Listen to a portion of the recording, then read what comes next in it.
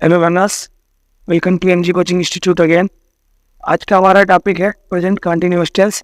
इसके पहले वाले लेक्चर में हमने टेंस पढ़ा था और टेंस की बेसिक डिटेल्स के बारे में स्टडी किया था, और उसी स्टेप में इसके बाद हमने प्रेजेंट इंडेफिनिट टेंस पढ़ा था।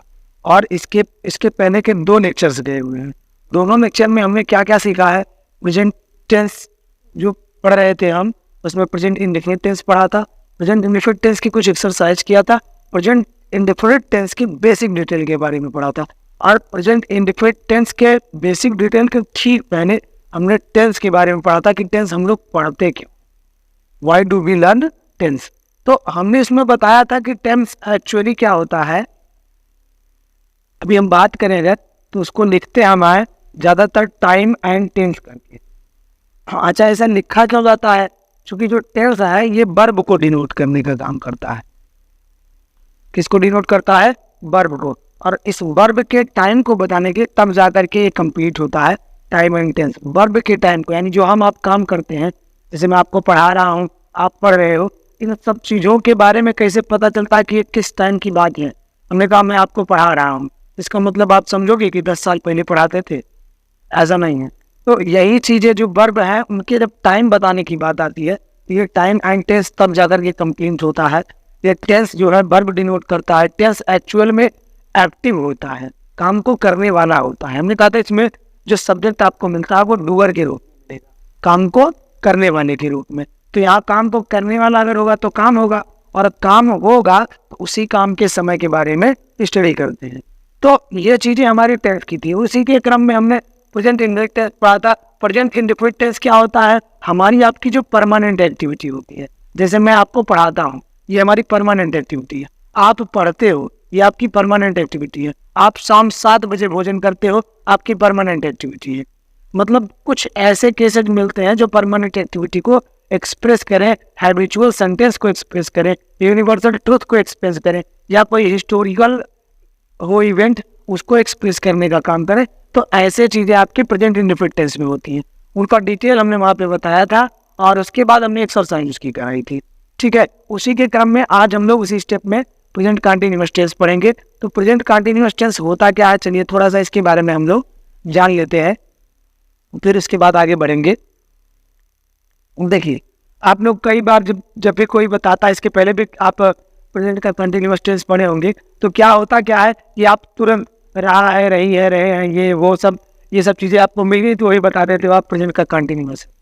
एक्चुअल में क्या है, प्रेजेंट का जो कंटीन्यूअस टेंस होता है इसमें इस प्रकार के कार्य मिलते हैं जो आपके टेम्पोररी होते हैं।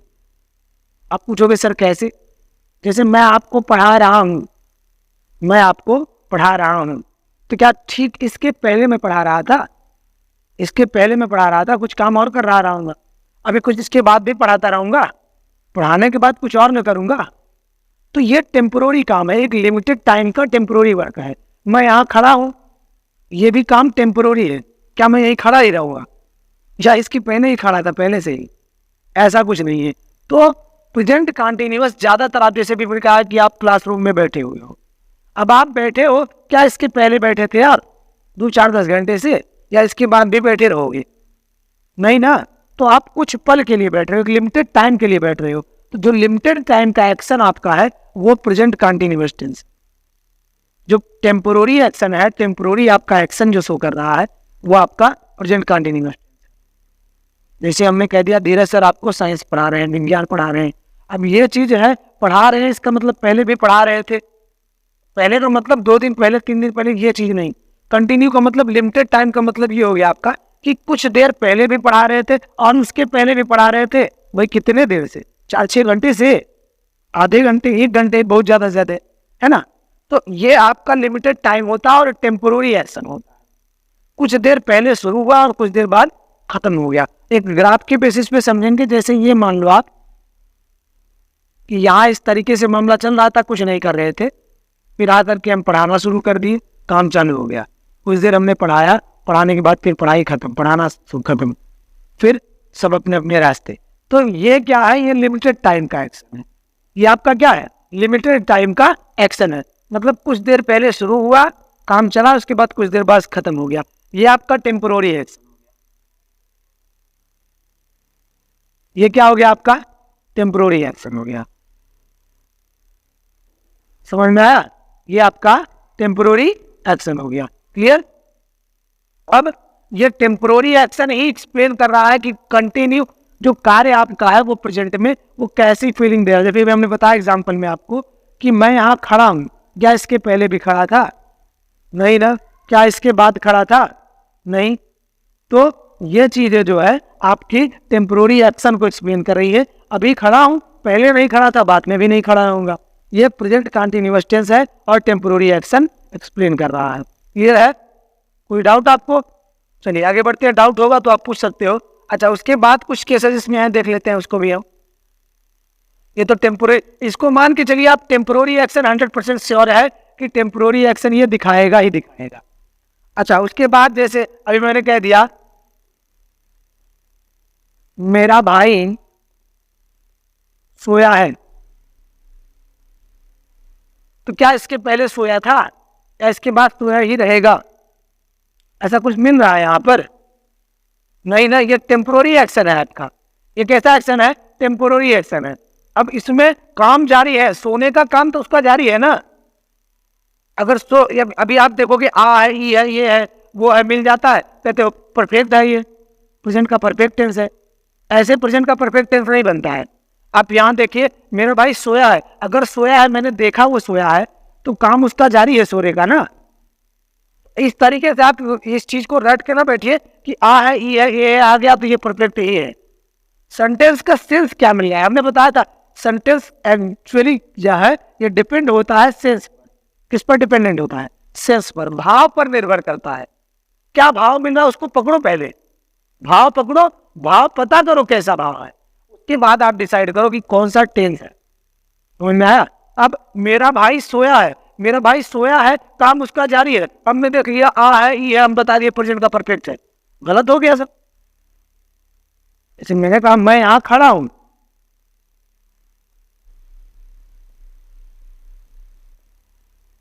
मैंने कह दिया मैं यहां खड़ा हूं, तो खड़ा होने का मेरा कार्य जारी है।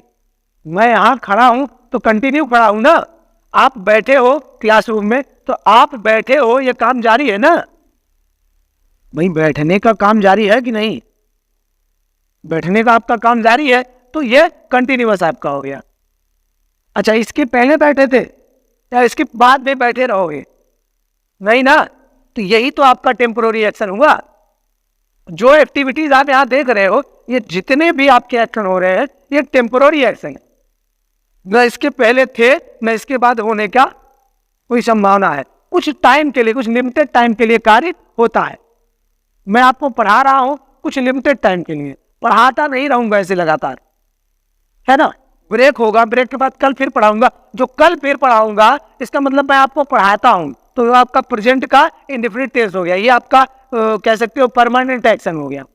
आज पढ़ा रहा हूं मतलब मैं आपको पढ़ाता हूं, आज पढ़ाता हूं, कल भी पढ़ाया था, कल भी पढ़ाऊंगा। आप मुझसे पढ़ते हो मतलब कल नहीं पढ़े थे, कल भी पढ़े थे, कल नहीं पढ़ोगे, कल भी पढ़ोगे। तो ये आपका परमानेंट काम हो गया, ठीक है। और ये आपका टेम्पोररी हो गया।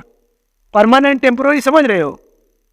इससे आपको क्लियर हो जा रहा है। जब प्रेजेंट इंडेफिनिट टेंस से कंपेयर किया जा रहा है तो आप परमानेंट और टेम्पोररी इसलिए समझ जा रहे हो। और टेंस कैसा मिलता है कि कार्य के जारी होने का भाव मिले। हमको ये रटना नहीं है कि हमको मिल गया सेंटेंस में रहा है, रही है, रहे हैं, हमको ये मिल गया या रहा हूं।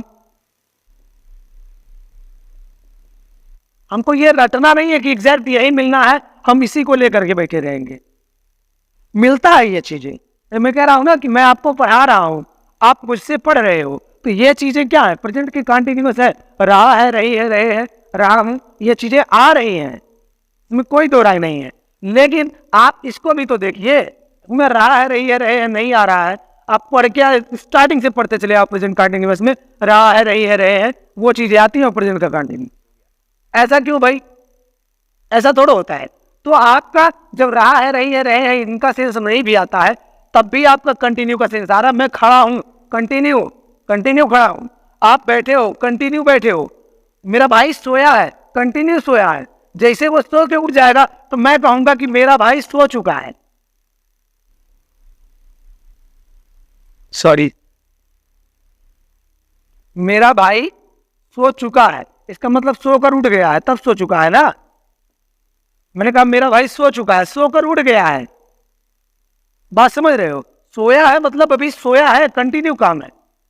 तो आप इसको क्या समझो, प्रेजेंट कंटिन्यूअस टेंस में जो भी एक्शन मिलना है वो आपका टेम्पोररी मिलना है, पहली चीज। दूसरी चीज, इनके क्रियाओं के अंत में अगर हिंदी के सेंटेंसेस देखे जाए इनके, तो इन वाक्यों के क्रियाओं के अंत में रहा है, रही है, रहे हैं, रहा हूं, ये मिलता ही मिलता है। लेकिन अगर ये नहीं मिलता है तब भी ऐसे सेंटेंसेस जो आपको ऐसा प्रतीत हो कि आप उसमें महसूस कर रहे हो कि कंटिन्यू मिल रहे हैं, कोई भी एक्शन जो है वो कंटिन्यू मिल रहा है। मेरा भाई सोया है तो सोने का काम उसका कंटिन्यू है, मैं यहाँ खड़ा हूं, मेरे खड़े होने का काम कंटिन्यू है। तो ये चीजें क्या है आपके प्रेजेंट के कंटिन्यूअस की हैं। समझ में आया? इसकी आप लिख लीजिएगा, 2 लाइन में लिख लीजिएगा, इसको पहचानोगे कैसे, लिख लीजिएगा। जिन हिंदी वाक्यों के क्रिया के अंत में रहा है, रही है, रहे हैं, रहा हूं आदि शब्द आते हैं, वो वाक्य प्रेजेंट कंटीन्यूअस टेंस के होते हैं। अगली नई लाइन से लिखेंगे, यदि इन शब्दों के ना आने पर भी, यदि इन शब्दों के न आने पर भी कार्य के जारी होने का भाव मिले और साथ ही साथ यह पता चले कि कार्य आपका जो है अस्थायी है, टेम्पोररी है। कार्य आपका कैसा है? टेम्पोररी है, अभी हो रहा है, बाद में होगा कि नहीं ये नहीं पता, पहले हो रहा था कि नहीं पता, अभी हो रहा है, लिमिटेड टाइम में हो रहा है ना। तो कार्य का टेम्पोररी होने का भाव मिले तो वो आपका क्या हो जाता है? प्रेजेंट का कंटिन्यूअस हो जाता है। मतलब रहा है, रही है, रहे हैं, रहा हूं, इनका सेंस नहीं भी आता है तब भी आप, अगर आपको कार्य के जारी होने का भाव मिले, ये आपका कंटिन्यूअस नहीं। कार्य के जारी होने का अगर भाव मिलता है तो वो आपका प्रेजेंट का कंटिन्यूअस होगा। क्लियर है? चलिए आगे बढ़ते हैं।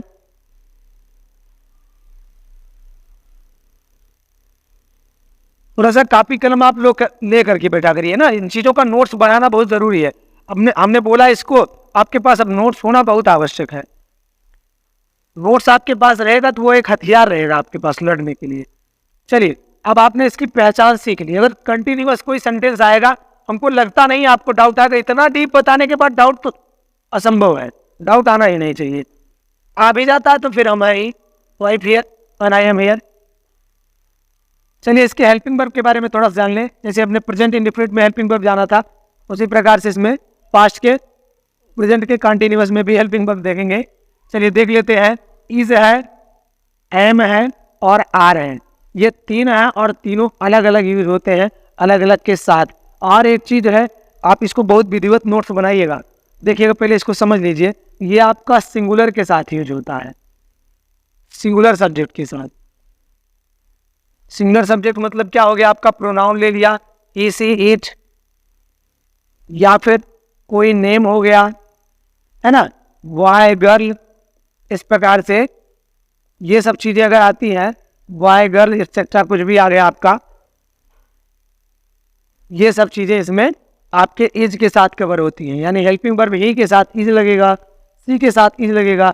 ही is a doctor, she is an engineer, ठीक, इट इज माई पेन, या फिर इस प्रकार से जो भी आपका मिलना है। ये जो इज है एक्चुअल में इन्हीं के साथ यूज होना है जो आपको सिंगुलर होने का बोध कराएं, जो एक होने का बोध कराए, सिंगुलरिटी दिखाएं, वो सिंगुलर होने का बोध कराने पर इज लेंगे। और एम किसके साथ यूज होता है? सब्जेक्ट इकलौता है। देखिएगा, सब्जेक्ट आपका जो आई है उसके साथ एम यूज होता है। और ये जो आर है ये प्लूरल के साथ यूज होगा। प्लूरल में कौन कौन सा हो सकता है? वी, यू, दे, या फिर आपका जो प्लूरल नेम हो गया, प्लूरल नेम क्या? प्लूरल नाउन, जैसे बॉयज हो गया, गर्ल्स हो गया, एनिमल्स हो गया, ऐसे बहुत चीजें मिल जाएंगे, बर्ड्स मिल गए, है ना। तो इस प्रकार से जो वर्ड आपको मिल रहे हैं जो प्लूरल एक से अधिक होने का बोध कराएं, उनके साथ आप आर का प्रयोग करोगे। जो केवल एक होने का बोध कराए उनके साथ इज का प्रयोग करोगे, और आई पर्टिकुलर के साथ एम का प्रयोग करोगे। क्लियर है? हेल्पिंग वर्ब आपको क्लियर हो गया, इनको नोट कर लीजिए। और इसमें एक लाइन और नीचे लिखिएगा, जैसे आपने प्रेजेंट के इंडिफरेंट में पढ़ा था कि आप अफर्मेटिव में हेल्पिंग वर्ब नहीं यूज करते हो, इसमें आप लिखिएगा प्रेजेंट कॉन्टिन्यूअस टेंस में हेल्पिंग वर्ब सभी सीधे लिख दीजिए आप, सभी सेंटेंस में यूज होता है। आप क्या लिखोगे? प्रेजेंट कॉन्टिन्यूअस टेंस में हेल्पिंग वर्ब सभी सेंटेंस में यूज होता है। आपका अफर्मेटिव बन रहा है, नेगेटिव बन रहा है, इंटेरोगेटिव बन रहा है, इंटेरोगेटिव का डब्ल्यूएस टाइप बन रहा है, इंटेरोगेटिव नेगेटिव बन रहा है, या आपका इंटेरोगेटिव नेगेटिव का डब्ल्यूएस टाइप, यानी 6 सेंटेंसेस बनते हैं टेंस में, जो आपके सभी सेंटेंसेस में आप प्रेजेंट कॉन्टिन्यूअस के हेल्पिंग वर्ब का यूज करोगे। क्लियर है? प्रेजेंट इंडिफरेंट में आपने देखा था कि अफर्मेटिव में नहीं यूज करते हैं, और इनमें सभी सेंटेंसेस में यूज करना है। इसका आप एक नोट्स बना लीजिए या वीडियो पॉज करके स्क्रीनशॉट ले लीजिए। चलिए आगे बढ़ते हैं।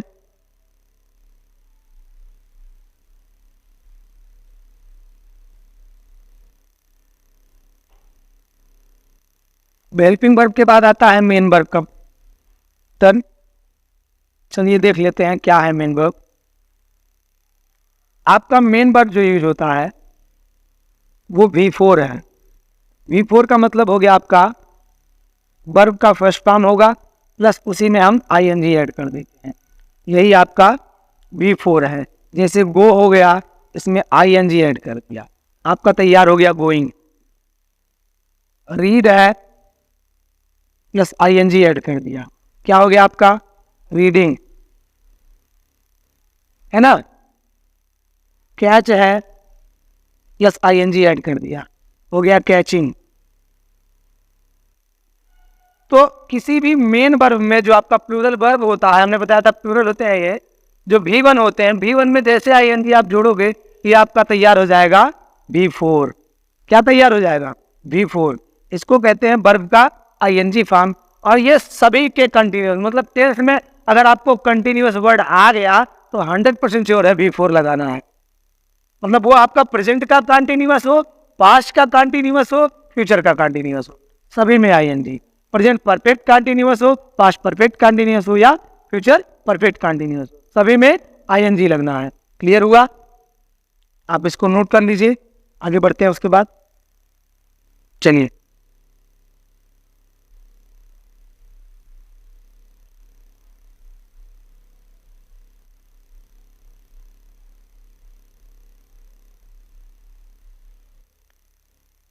देखिए, आप लोगों ने पहचान सीख लिया, हेल्पिंग वर्ब सीख लिया आपका, और उसके बाद आपने मेन वर्ब की कंडीशन सीख ली। किसी भी सेंटेंस को लेकर के सब्जेक्ट उसका अपना होता है, ऑब्जेक्ट उसका अपना होता है। हमको सीखना होता है सेंटेंस पहचाने कैसे, और दूसरी चीज इसमें हेल्पिंग वर्ब क्या लगेगी और मेन वर्ब कैसा होगा।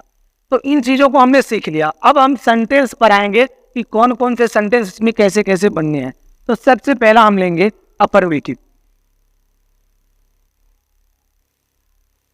सबसे पहला कौन सा लेंगे हम? Affirmative sentence. अफर्मेटिव सेंटेंस के लिए स्ट्रक्चर देख लेते हैं हम, क्या हो सकता है। सब्जेक्ट होगा, सब्जेक्ट के बाद आप हेल्पिंग वर्ब यूज करोगे, is am are, according to subject जो भी लगना होगा। उसके बाद लिखोगे आप V4, यानी वर्ब का ING फॉर्म, अभी हमने एक्सप्लेन किया, V4 लोगे। इसके बाद आप ऑब्जेक्ट ले लोगे, देन कॉम्प्लीमेंट वर्ड ले लोगे। क्लियर है? इतनी चीजें आपकी स्ट्रक्चर में आएंगी अफर्मेटिव सेंटेंस के। एक एग्जांपल पे हम समझेंगे। मैं आपको व्याकरण पढ़ा रहा हूं। ये हमारा अफर्मेटिव यानी स्वीकारात्मक वाक्य है। इसकी हिंदी होती है स्वीकारात्मक वाक्य। मैं स्वीकार कर रहा हूं, मैं आपको व्याकरण पढ़ा रहा हूं। इसका ट्रांसलेशन हो जाएगा सब्जेक्ट, इसमें पढ़ाने का काम कौन कर रहा है? मैं। हमने लिख दिया यहाँ पर आई। उसके बाद आई के अकॉर्डिंग हमने बताया था केवल एम यूज होना है। आई एम वर्ब का फोर्थ फॉर्म लगाओ, पढ़ा रहा हूँ, टीचिंग। आई एम टीचिंग, आपको पढ़ा रहा हूं, you, I am teaching you. Clear? मैं आपको पढ़ा रहा हूं व्याकरण यानी ग्रामर, मैं आपको व्याकरण पढ़ा रहा हूं, I am teaching you grammar. Clear हुआ? इसी प्रकार से हमारा बनेगा नेगेटिव का सेंटेंस।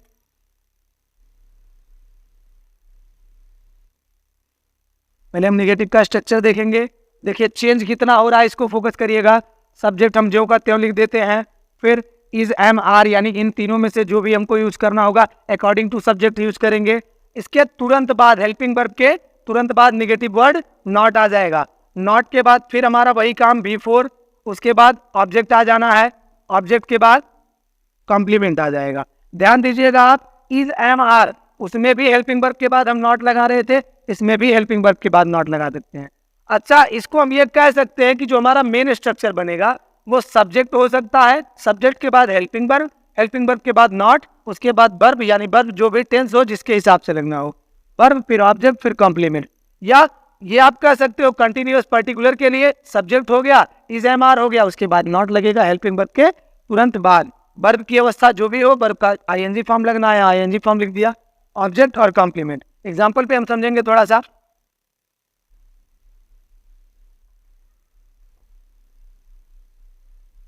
वह घर नहीं जा रहा है। सेंटेंस देखिएगा, वह घर नहीं जा रहा है, सब्जेक्ट है हमारा है ही, जाने का काम कौन करता? वह, तो ही हो गया। उसके अकॉर्डिंग, ही के अकॉर्डिंग हमने बताया था क्या लगेगा, हेल्पिंग वर्ब इज लग जाएगा। उसके बाद नेगेटिव वर्ड डालिए नॉट, फिर वर्ब का ING form going to home, ये आपका कॉम्प्लीमेंट हो गया। He is not going to home. Example के बेसिस पे हमने एक एग्जाम्पल बता दिया, इस पे आपका डाउट क्लियर हो जाना है। इसने इतना इजी पैटर्न बता ही देते हैं कि दिक्कत आनी नहीं चाहिए। बस केवल जरूरत क्या है, इसका आप नोट्स बनाते चलिए। कॉपी कलम इसीलिए कहता हूँ लेकर के बैठिए आप, तो नोट्स बना लीजिए आप, वीडियो पास करके स्क्रीनशॉट ले लीजिए। चलिए आगे बढ़ते हैं। दो सेंटेंस हमारा हो गया, इसके बाद इंटरोगेटिव देखेंगे हम।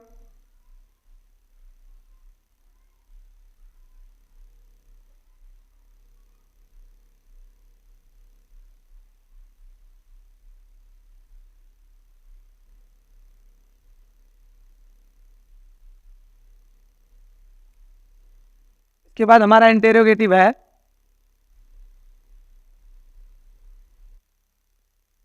हमने इसके पहले वाले टेंस में भी बताया था कि इंटेरोगेटिव का दो तरीके का बनता है।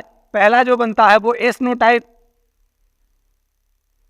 इसी को बोलते हैं हम लोग helping verb types, S no types या helping verb type. Helping verb types में क्या आता है, हेल्पिंग वर्ब से स्टार्ट होता है और आंसरिंग उसकी जब आएगी एस या नो में आएगी, इसलिए हम इसको एस नो टाइप्स बोलते हैं। और स्टार्ट हेल्पिंग वर्ब से होता है इसलिए हेल्पिंग वर्ब टाइप्स बोलते हैं। चलिए देख लेते हैं, इज, एम, आर, इन तीनों में से कोई एक होगा अकॉर्डिंग टू सब्जेक्ट, उसके तुरंत बाद सब्जेक्ट लिखेंगे। यही हमने इंडिफिनिट में किया था।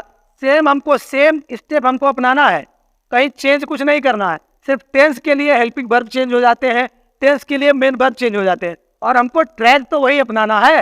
हेल्पिंग वर्ब पहले लिखेंगे, सब्जेक्ट लिखेंगे, सब्जेक्ट के बाद फिर लिखेंगे V4, V4 के बाद फिर लिखेंगे ऑब्जेक्ट, ऑब्जेक्ट के बाद लिखेंगे कॉम्प्लीमेंट, और इसके भी इंट्रोगेटिव में क्वेश्चन मार्क लगना है। ऐसा नहीं है कि प्रेजेंट इंडिफिनिट में ही लगना है। इंट्रोगेटिव कोई भी होगा क्वेश्चन मार्क लगेगा, और इंट्रोगेटिव कोई भी होगा हेल्पिंग वर्ब टाइप का, हेल्पिंग वर्ब से स्टार्ट होगा। इन सभी चीजों को हमको ध्यान देना। तो ये चीजें कॉमन है, केवल हेल्पिंग वर्ब चेंज हो जाता है, वहां टू डस्ट था, यहाँ पर इज, एम, आर है। चलिए एग्जाम्पल एक लेते हैं हम।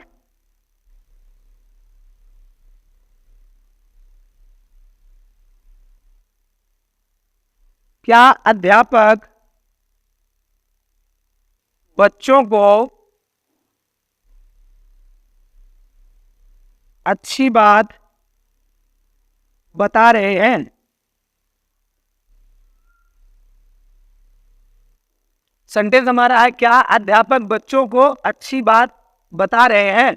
अब यहां से आप देखोगे सेंस आपका आएगा बता रहे हैं प्लूरल का, लेकिन अध्यापक वर्ड जो है वो रिस्पेक्टेड है, यह सम्मानित शब्द है, इसलिए हम यहाँ पर रहे हैं। अब इस तरीके से थोड़ा कह सकते हैं, क्या अध्यापक बच्चों को अच्छी बात बता रहा है?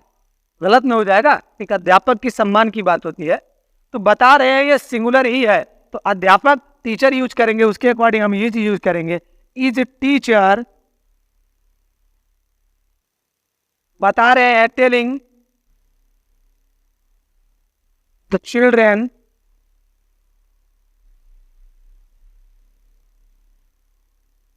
गुड थॉट, अच्छी बातें या अच्छे विचार। क्वेश्चन मार्क नहीं भूलेंगे आप, बात का ध्यान दीजिएगा। हेल्पिंग वर्ब हो गया आपका इज, सब्जेक्ट हमने रख दिया टीचर, फिर before telling the children good thought, telling बताते हैं द चिल्ड्रेन किसको, बच्चों को, गुड थॉट अच्छे विचार या अच्छी बातें। इतना आपका क्लियर हो गया होगा ये।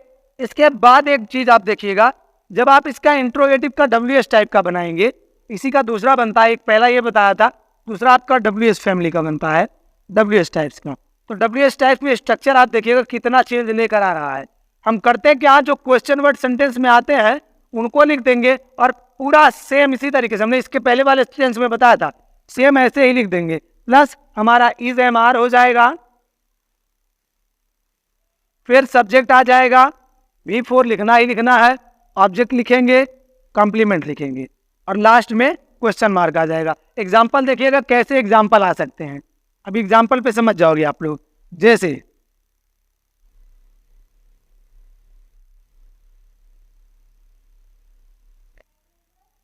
राम घनश्याम को क्यों पीट रहा है? सेंटेंस को ध्यान दीजिएगा आप लोग। राम घनश्याम को क्यों पीट रहा है, कंटिन्यूअस है, पीट रहा है। आप देख रहे होगे इसमें इंट्रोगेटिव वर्ड आ गया, इसका आंसर बताओगे विद रीजन, क्यों पीट रहा है, उसने कुछ गलती की होगी, क्या है, कैसे है, विद रीजन। और वर्ड आपका क्वेश्चन वर्ड आ रहा है, तो क्वेश्चन वर्ड के अकॉर्डिंग हमको ट्रांसलेशन करना है। और क्वेश्चन वर्ड के अकॉर्डिंग ट्रांसलेशन क्या हो जाएगा, हम इंट्रोगेटिव वर्ड लिखेंगे, पहले सबसे वाई, फिर अब राम है उसके अकॉर्डिंग इज हो जाएगा, फिर सब्जेक्ट लिख देंगे हम राम, वाई इज राम, फिर वर्ब आ जाएगा पीट रहा है, बीटिंग, इसको पीट रहा है घनश्याम। अच्छा एक चीज और है, देखिए अभी कई जगह पे बच्चों को डाउट आता है कि नाम ऑब्जेक्ट हो सकता है या नहीं हो सकता। आप देख लीजिए ये नेम है और ऑब्जेक्ट बन रहा है, इसके लिए आप कभी डाउट ना लाइए। Why is Ram beating Ghanshyam, ये आपका इंट्रोगेटिव है WS टाइप का। क्लियर? इंट्रोगेटिव WS टाइप का कैसे बनना है, हेल्पिंग वर्ब का ठीक पहले हमको इंट्रोगेटिव वर्ड यानी क्वेश्चन वर्ड लिख देना है और हमारा इंट्रोगेटिव तैयार है। इतना आपको समझ में आ गया होगा, थोड़ा सा इसका वीडियो पॉज करके स्क्रीनशॉट ले लीजिए। आगे बढ़े।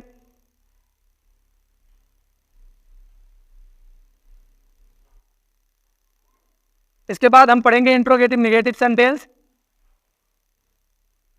इंट्रोगेटिव नेगेटिव भी दो तरीके का बनेगा, एक हेल्पिंग वर्ब के बेस पर और दूसरा क्वेश्चन वर्ड के बेस पर। यही हमारा प्रेजेंट कंटीन्यूअस टेंस का लास्ट दो सेंटेंस बचा है, इसको पढ़ेंगे और इसके बारे में हम सीखेंगे। देखिएगा इंट्रोगेटिव नेगेटिव कैसे बनना है।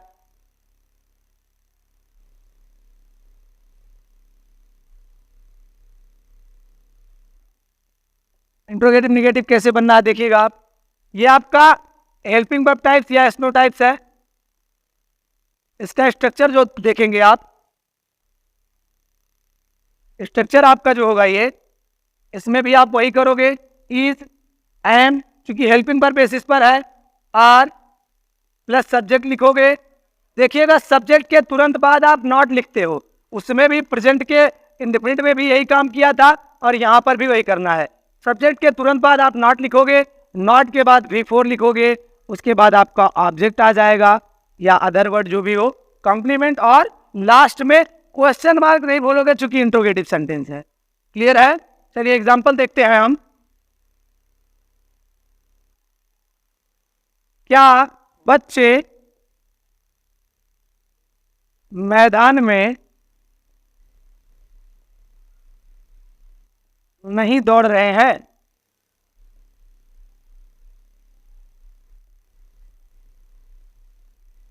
सेंटेंस देखिएगा। अब अगर इसका आंसर आएगा तो आंसर किस तरीके से आएगा, अगर दौड़ रहे हैं तो हाँ और नहीं दौड़ रहे हैं तो नहीं, एस नो टाइप्स का बना। और दूसरा ये हेल्पिंग वर्ब से स्टार्ट हो रहा है इसलिए हेल्पिंग वर्ब टाइप्स का हो गया। तो इसका ट्रांसलेशन करेंगे हम, हेल्पिंग वर्ब से स्टार्ट करेंगे। बच्चे, उनके अकॉर्डिंग से हम यहाँ पर आर यूज करेंगे, आर, फिर सब्जेक्ट आ जाएगा हमारा चिल्ड्रेन, उसके बाद नॉट आ जाएगा, नॉट, V4 लिखिएगा, दौड़ रहे हैं, रनिंग, फिर आपका अदर वर्ड आ जाएगा मैदान में, in the field. Question mark आप नहीं बोलोगे, ये विशेष आपके लिए है, इसका विशेष ध्यान दोगे। ये आपका पहला टाइप हो गया इंट्रोगेटिव निगेटिव का। दूसरा टाइप बनेगा आपका WS फैमिली का या WS टाइप का। WS टाइप देख लीजिएगा क्या बन सकता है इसमें। इसी के ठीक पहले आप क्वेश्चन वर्ड ऐड करोगे, यही चीज तो बताया था उसमें। चलिए देख लेते हैं, क्वेश्चन वर्ड पहले आ गया, फिर is, am, are according to subject. Subject के तुरंत बाद आप लिखोगे नॉट, नॉट के बाद V4, फिर ऑब्जेक्ट आपका आ जाएगा और कॉम्प्लीमेंट आ जाएगा, क्वेश्चन मार्क आ जाएगा। ठीक है, आप इसका एग्जाम्पल देख लीजिए। एक, वह लड़की कमरे में क्यों नहीं बैठी है। आप लोगों ने बहुत रहा रही रहेगा अच्छे से पढ़ा। अब देख लीजिए, बैठने का काम उसके जारी है ना। अभी हमने बताया था जब इसकी पहचान बता रहे थे कि हमको रटना नहीं है, रहा है, रही है, रहे हैं, जो पढ़ के चले आए हैं भूल जाओ उसको डिलीट कर दो। यहाँ जो नई चीजें बताई जा रही है उसको फोकस करो। यहाँ पर इसका काम जो है, अभी हमने कहा क्या वह लड़की कमरे में क्यों नहीं बैठी है। ध्यान दीजिएगा, अगर कहते इसको इसका अफर्मेटिव बनाते वह लड़की कमरे में बैठी है, तो काम हमने बताया था इसका टेम्पोररी होता है। टेम्पोररी काम कैसे है, अभी बैठी है सदियों तक बैठी रहेगी या इसके पहले बैठी हुई थी, कुछ पल का काम होता है ना। मैं यहाँ खड़ा हूं कुछ टाइम के लिए ना, खड़ा रहूंगा जीवन तक, या इसके पहले भी खड़ा था। तो आपका काम जो प्रेजेंट का होता है, प्रेजेंट कंटिन्यूअस का, ये टेम्पोररी एक्शन माना जाता है। इसको आप परमानेंट नहीं कह सकते। परमानेंट क्या होगा, आपका प्रेजेंट इंडेफिनिट होगा। तो उसी के अकॉर्डिंग हम देखेंगे इसको। देखिए, इसके स्ट्रक्चर के अकॉर्डिंग चलेंगे। सबसे पहले क्वेश्चन वर्ड ढूंढते हैं क्या है, क्यों। इसके अकॉर्डिंग हम लिखेंगे वाई, वह लड़की, सिंगुलर है, सिंगुलर के अकॉर्डिंग इज यूज करेंगे। वाई इज, वह लड़की, दूर है, डिमॉन्स्ट्रेटिव वर्ड यूज होगा, that girl. Why is that girl, subject आ गया, उसके बाद नॉट लिखना है, V4 लिखना है, बैठी है, सिटिंग, कमरे में, in the room, question mark. Clear हुआ आपका। ये 6 सेंटेंसेस प्रेजेंट कंटीन्यूअस टेंस के कैसे बनते हैं, ये चीजें क्लियर हो गई है। नहीं क्लियर होंगी तो कमेंट बॉक्स ओपन है, वहां पर आप डिस्कस कर सकते हो। फिलहाल के लिए जो भी बेसिक चीज देता हूं, इतना कंटेंट में दम होता है कि आपका डाउट बनना नहीं चाहिए। ठीक है, तो प्रेजेंट कंटीन्यूअस आपको क्लियर हो गया होगा। 6 सेंटेंसेस कैसे बनते हैं, उनके स्ट्रक्चर क्या कैसे हैं, ये चीज क्लियर हो गए होंगे। ठीक है, अगर कंटेंट में आपको थोड़ा भी दम लगा हो तो वीडियो को फ्रेंड सर्किल तक दौड़ा दीजिए। मिलते हैं अगले वीडियो में, तब तक के लिए जय हिंद।